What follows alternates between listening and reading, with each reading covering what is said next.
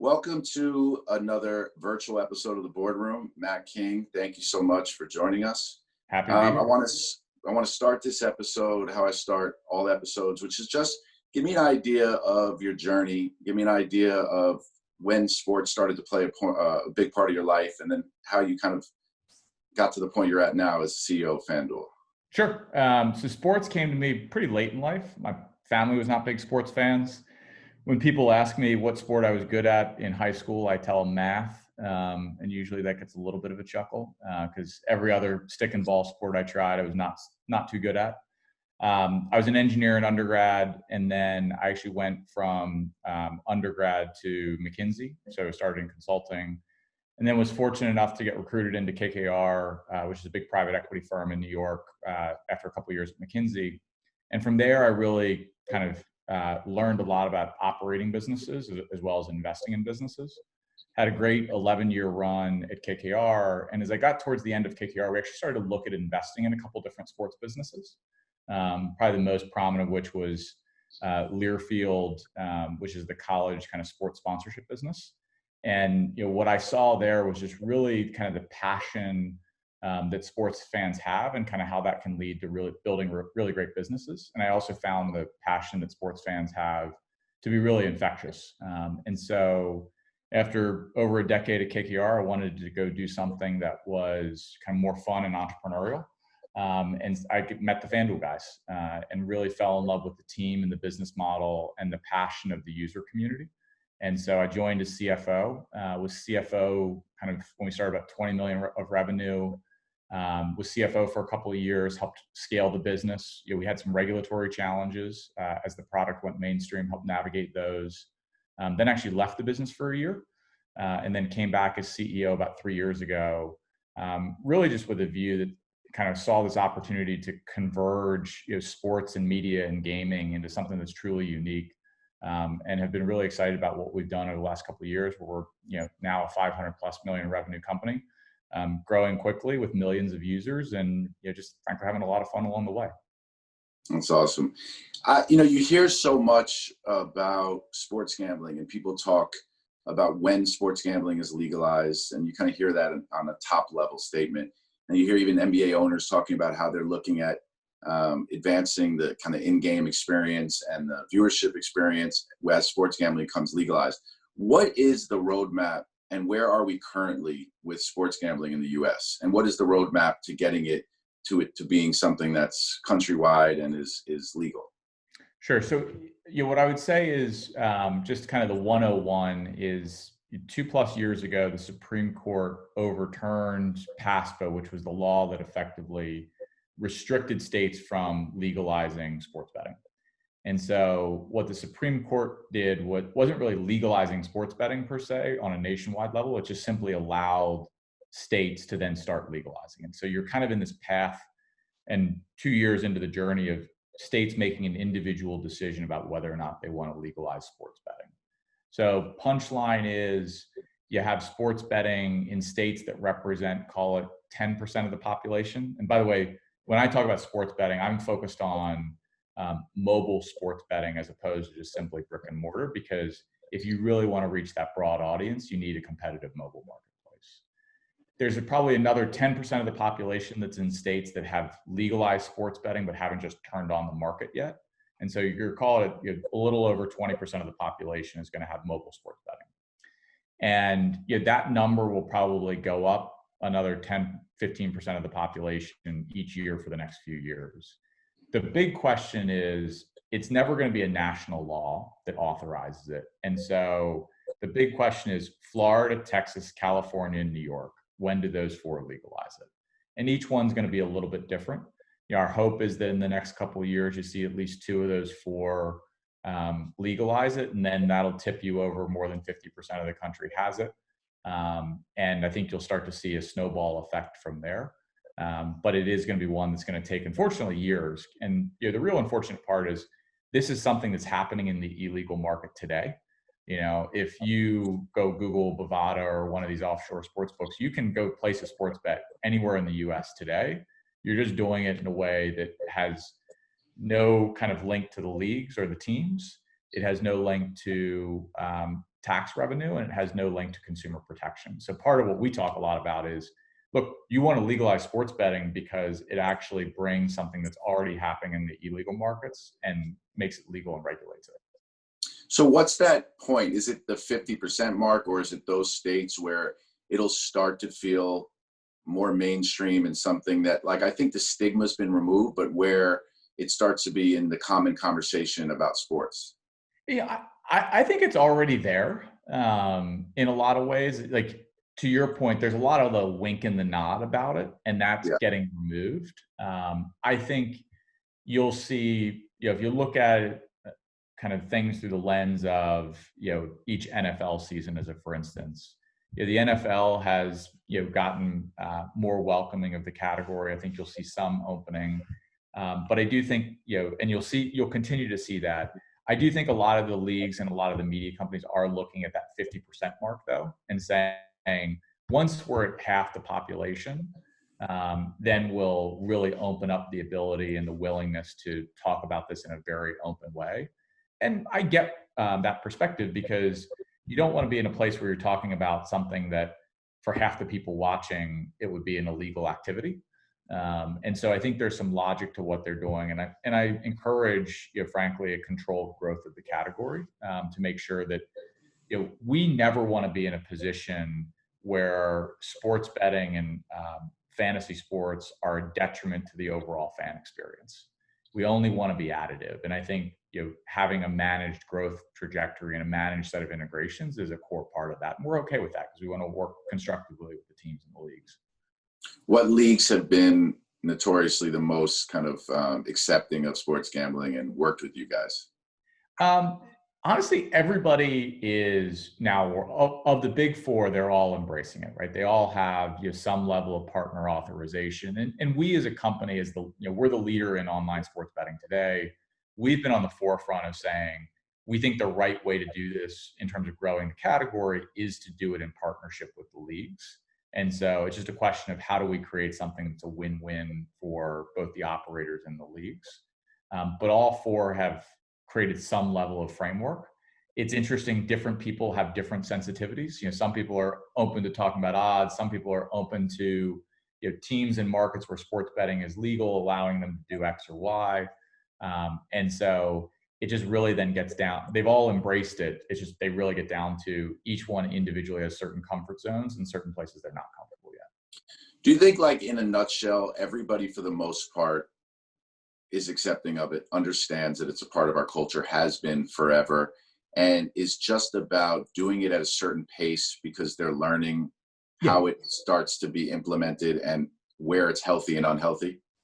I think a lot of this is from the perspective of, you don't want to move too quickly and, again, end up hurting the fan experience. And so, like, probably the best example I would give you is when sports betting first kind of came into the mainstream 2 or 3 years ago, a lot of media companies and a lot of teams were all talking about, oh, great, we can do a alternate stream of, people talking about betting in addition to the mainstream, or we can, integrate odds and everything else. And partly because of our experience in a number of different areas, we actually said to them, hold on, time out. If you start to do that, you're going to end up, frankly, probably with a TV show that looks a lot like Robert De Niro in the movie Casino, where, Basis high? Yeah, exactly. When he becomes the F&B manager and he's just like hosting like a show that's very, very, stereotypical kind of Vegas in the negative way. And so if you have a bunch of sports announcers that all they're doing is talking about the line and, prop bets and the totals and the over and the unders, it's going to get really boring really fast.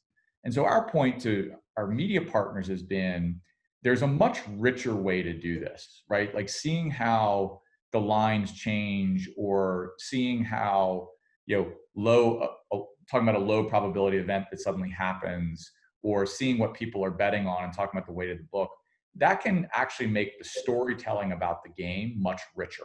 And similarly, like as an operator, we do a lot with promotions. We can create promotions that are, again, let's say if KD's back playing, he's got 2 triple doubles for the season. We'll throw up a promoted bet on KD to get his 3rd triple double tonight.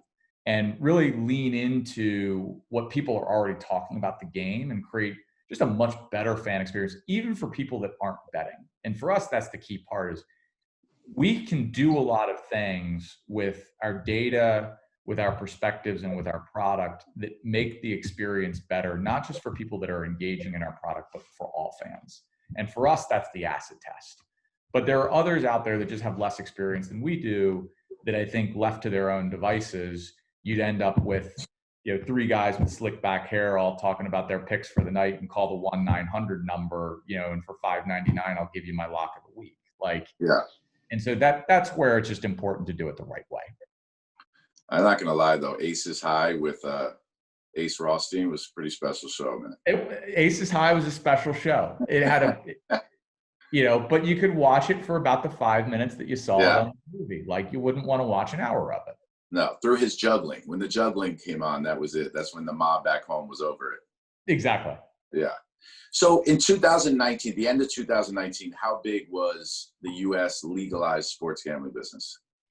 It was, still pretty small, because at the end of 2019, you basically had New Jersey had been on for a year, and you had Nevada obviously continues to be a big market, and then Pennsylvania had just turned on and Indiana had just turned on. So that was really the extent of the mobile sports, and West Virginia. That was the extent of the mobile sports betting market. But since then, you got Colorado, you got Iowa, Illinois going live, and you have a lot of additional states that are going to come online, Tennessee, Virginia. So you're really starting to see the momentum pick up, partly just because this is honestly one of the few things that a legislator can raise taxes, and the residents in the of a given state are excited about their taxes going up, their quote unquote taxes going up, because you're sitting there going, hey, I can finally do something that, I've been having to call my bookie, or I've been having to use some crazy Ukrainian site that I'm never sure I'm going to get my money out.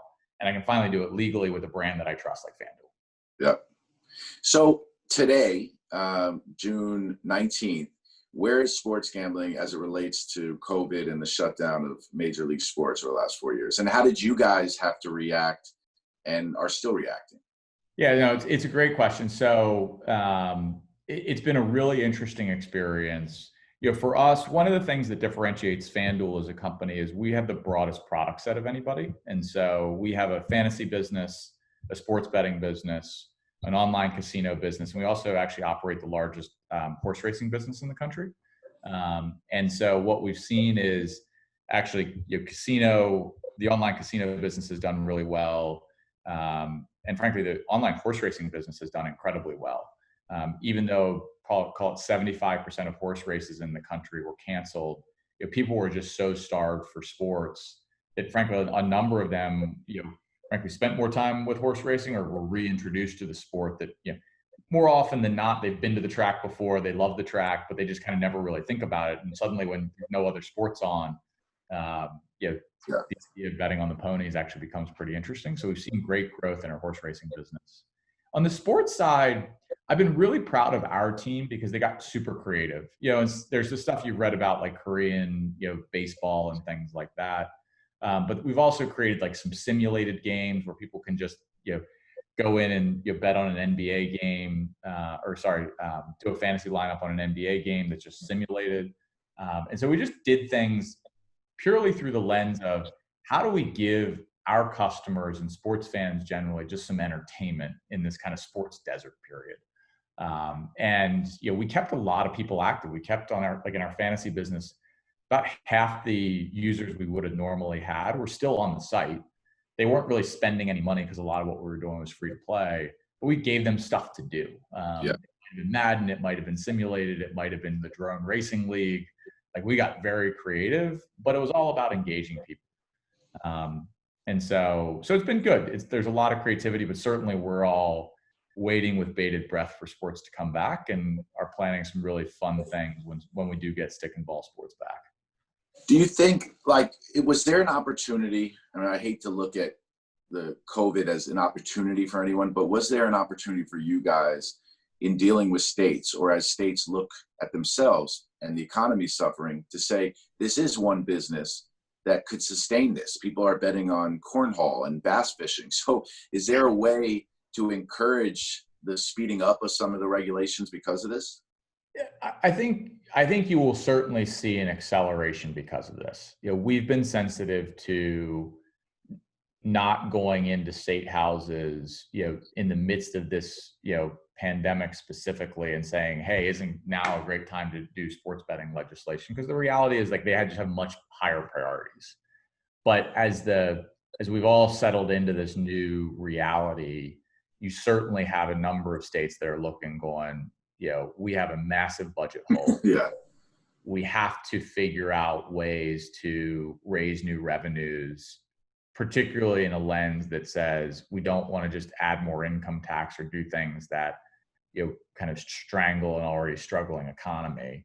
And sports betting, and frankly online casino as well, are one of the few areas where you can create incremental revenue in a way that people are very interested in. And like on the casino side, the other issue is, if you look at how much revenue casino gaming generates for a lot of these states, and in some cases the cities, like Detroit's a great example. Like, they get a big chunk of their budget from the 3 downtown casinos.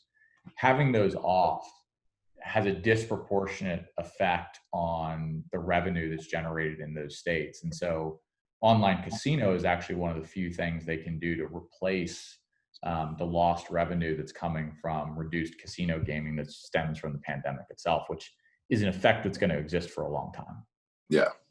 So as you start now, so as the leagues will start to open up and you guys prepare for the summer, have you learned anything during this period that you'll now look to implement as leagues open up? And I would expect, and are you guys expecting an increase maybe in audience and in action because the in-game experience is basically not going to be existing for the next year?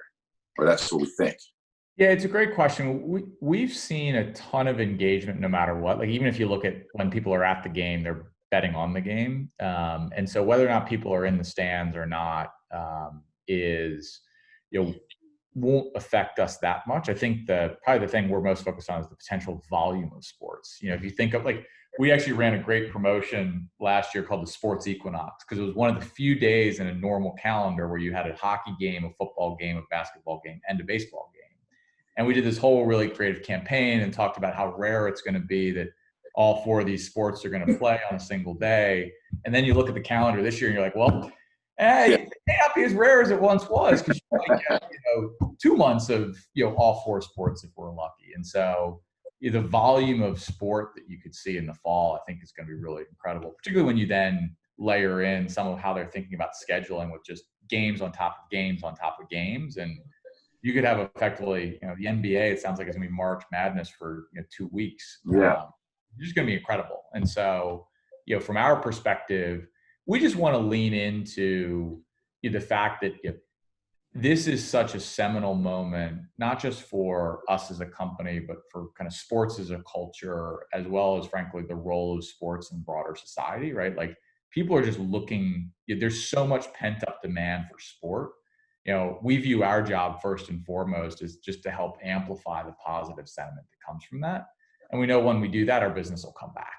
But it's going to be a really cool time and a really special time. Yeah, it's going to be incredible. And then I think MLS starts in 2 weeks. Yeah.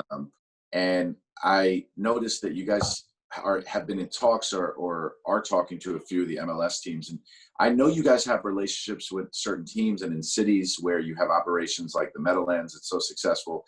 Do you think that growth that you were starting to build, these brick and mortar locations in states around the country, is going to get slowed down a bit by what's gone on the last few months?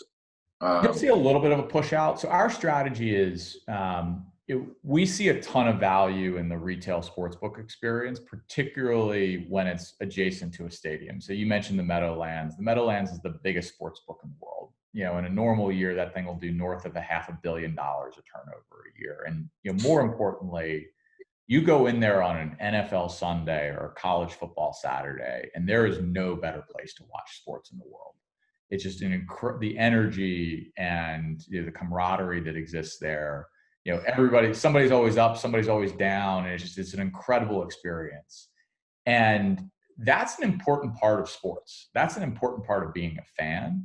And so even though we are an online first business, we're huge believers in the power of retail and the power of the fan community, and we want to help bring that together. And so where we can build and find marquee locations, we're going to do it. And so like an example of that would be, in Philadelphia, when you have the stadium complex where you got the arena for the 76ers, you have the football stadium, and you have the basketball stadium all together. They're actually building a casino kind of on the fourth corner of that square, which is going to be called Live, a Live Casino. And we're going to be the sports book in there. And we're also going to be the sponsor of Xfinity Live, which is like the fan area there. And so for every fan that's going to go through any of those three venues, they're going to see FanDuel and be able to experience FanDuel as a brand. And so we're incredibly excited about that. And so like something like Live will be, probably a couple months delayed. But the reality is with fans not coming back, it's not going to have a huge impact. But it will. Our long-term strategy around the importance of bringing together the physical fan community in sports books is still going to be there, and we're still going to pursue it. You think fantasy sports ever is compromised or suffers at all from the growth of sports gambling, or do they operate as two different entities? It's a great question. The reality is a lot of people do both, and a lot of people have always done both. And that was, kind of one of we got this question a lot before sports betting was legalized. People saying, is fantasy going to die? Was fantasy only ever a way that people, would do it because they couldn't bet on sports? And our response was always very simple, which is people can bet on sports today. It's not that hard.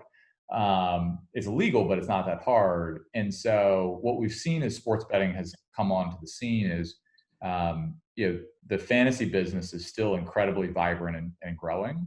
And I think what you'll see over time is a blending of the two, where, from a regulatory perspective, they'll always be separate. But from a fan perspective, there's just an infinite number of game mechanics and other ways you can engage people that become really interesting, right? You draft a fantasy lineup before the game, but then we're serving you, in-play bets about the players that are in your fantasy lineup when, if your quarterback is close to hitting the over on total yardage, we'll serve you a bet to do that.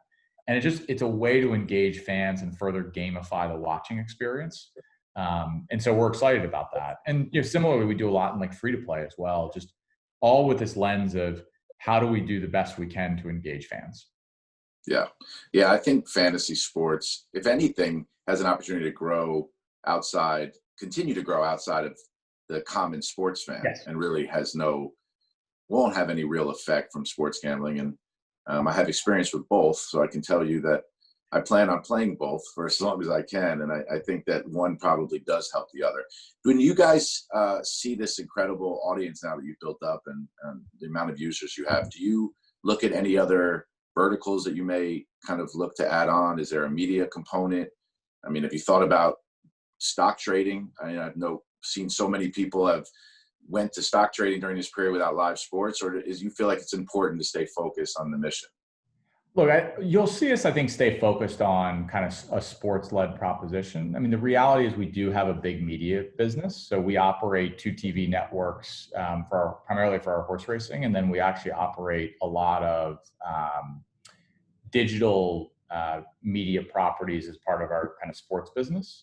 And so we're big believers in the convergence of media and gaming. It's just a question of what's the right way to do it. But our core focus is still going to be on being the biggest as well as the best, online real money gaming company in the country. So what do we have to look forward to? Give me some tidbit as sports opens up and as gambling starts to come up. Are there any benchmarks you guys have in front of you, or any kind of new tools or additions that will be coming out in the future?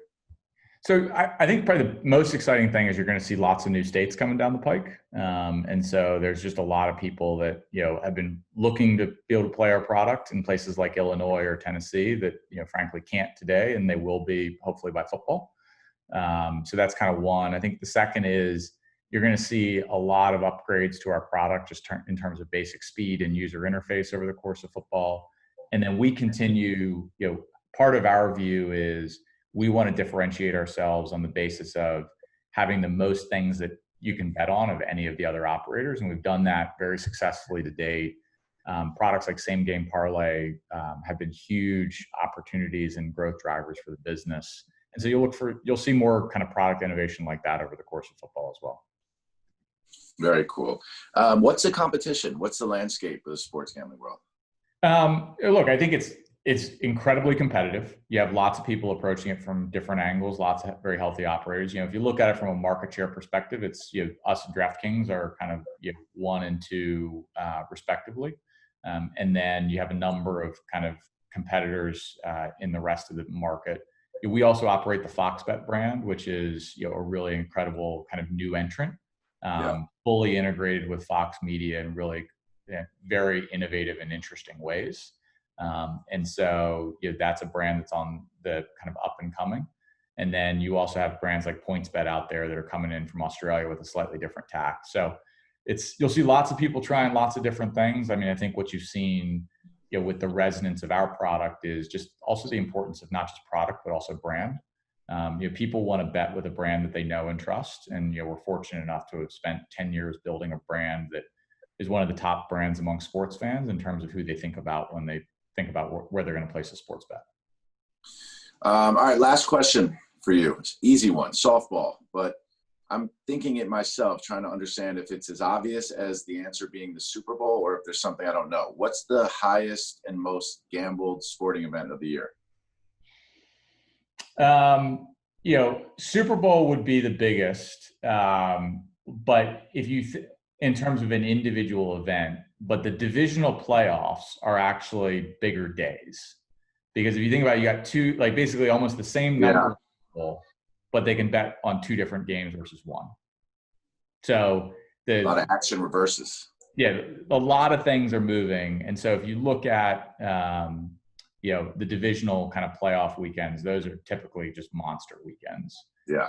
But then the Super Bowl is just, the penultimate event of the year. Now, of course, I think it'll be interesting because, frankly, the first baseball or basketball game that comes back, there's going to be a lot of people betting on that too. Yep. That's for sure. Has golf been big for you guys as it's come back from COVID? Yeah, a lot of people are still trying to figure out all the different ways you can bet it because there's just a lot of different ways to do it. But golf's been great. UFC's been great. And so we're just excited to have more and more sports coming back. Well, thank you, man. It's always an honor to talk to successful CEOs like yourself. It's really amazing what you've been building, and appreciate you coming on the boardroom. Awesome. Appreciate you having me.